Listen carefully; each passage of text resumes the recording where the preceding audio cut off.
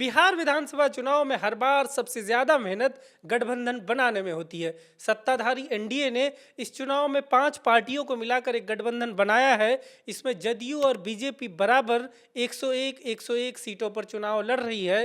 वहीं चिराग पासवान की लोजपा रामविलास 29, जीतन राम मांझी की हम सेक्युलर 6 और उपेंद्र कुशवाहा की आरएलएम भी 6 सीटों पर चुनाव लड़ रही है। 243 सीटों में एनडीए प्रत्याशी की एक सीट सारण के मरोड़ा पर नामांकन रद्द हुआ है। यहां लोजपा रामविलास के उम्मीदवार सीमा सिंह का नामांकन रद्द होने के बाद पार्टी ने निर्दलीय अंकित कुमार को अपना समर्थन दिया है। यानी अब नामांकन प्रक्रिया पूरी होने के बाद लोजपा रामविलास के उम्मीदवार आधिकारिक तौर पर 29 नहीं बल्कि 28 सीटों पर हैं।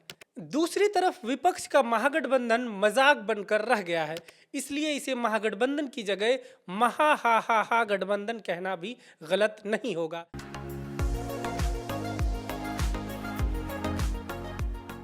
महागठबंधन की कुल 7 पार्टियां राजद, कांग्रेस, भाकपा माले लिबरेशन, मुकेश साहनी की पार्टी वीआईपी, सीपीआई, सीपीएम और आईपी गुप्ता की पार्टी आईआईपी शामिल है। वैसे तो कहने को आरजेडी 143, कांग्रेस 61, भाकपा माले लिबरेशन 20, वीआईपी 15, सीपीआई 6, सीपीएम 4 और आईआईपी 3 सीटों पर चुनाव लड़ रही है। लेकिन इस गठबंधन में नामांकन के आखिरी दिन तक सलीके से सीटों का बंटवारा नहीं हो पाया, जिसका नतीजा ये हुआ कि अब नामांकन प्रक्रिया पूरी होने के बाद आधिकारिक तौर पर राजद 143, कांग्रेस 61, भाकपा माले लिबरेशन 20, वीआईपी 12, सीपीआई 9, सीपीएम 4 और आईआईपी 3 सीटों पर मैदान में है।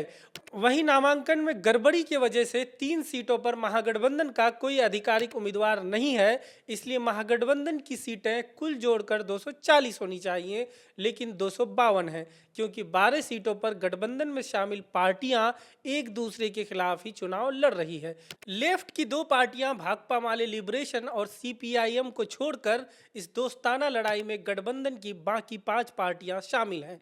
12 में से सबसे ज्यादा 10 सीटें अकेले कांग्रेस की हैं और 5 सीटें तो ऐसी हैं जिसमें राजद और कांग्रेस सीधे आमने सामने हैं। पश्चिम चंपारण के नरकटियागंज से राजद के दीपक यादव और कांग्रेस के शाश्वत केदार मैदान में हैं।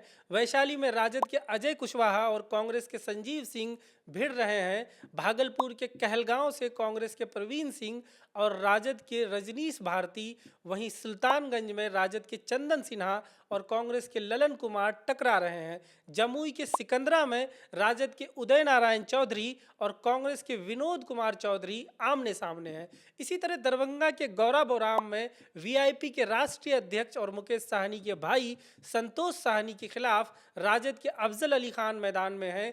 ऐसे ही कैमूर के चैनपुर में राजद और वीआईपी, खगड़िया के बेलदौर में कांग्रेस और आईआईपी आमने सामने है। बेगूसराय के बछवाड़ा से सीपीआई के सीनियर लीडर और पूर्व विधायक अवधेश राय चुनाव लड़ रहे हैं, लेकिन इस बार कांग्रेस ने यहां शिव प्रकाश गरीबदास को मैदान में उतार दिया है। इसलिए सीपीआई ने वैशाली के राजाबाकर, नालंदा के बिहार शरीफ और रोहतास के करगहर से कांग्रेस के खिलाफ अपना उम्मीदवार उतार दिया है।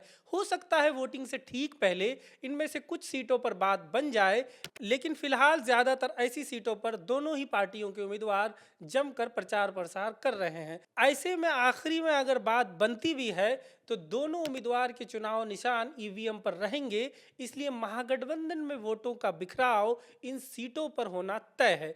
2020 के चुनाव में बछवाड़ा जैसी सीट पर सीपीआई सिर्फ 484 वोटों से हारी थी और तब निर्दलीय चुनाव लड़ रहे शिव प्रकाश गरीबदास करीब 40,000 वोट लाकर तीसरे स्थान पर रहे थे। इतना ही नहीं, 3 सीटें ऐसी भी हैं जहां पर गठबंधन में शामिल पार्टियों का कोई आधिकारिक उम्मीदवार है ही नहीं, यानी चुनाव के बाद उम्मीदवार जिधर चाहे जा सकता है, पार्टी संवैधानिक तरीके से उसे रोक नहीं सकती है।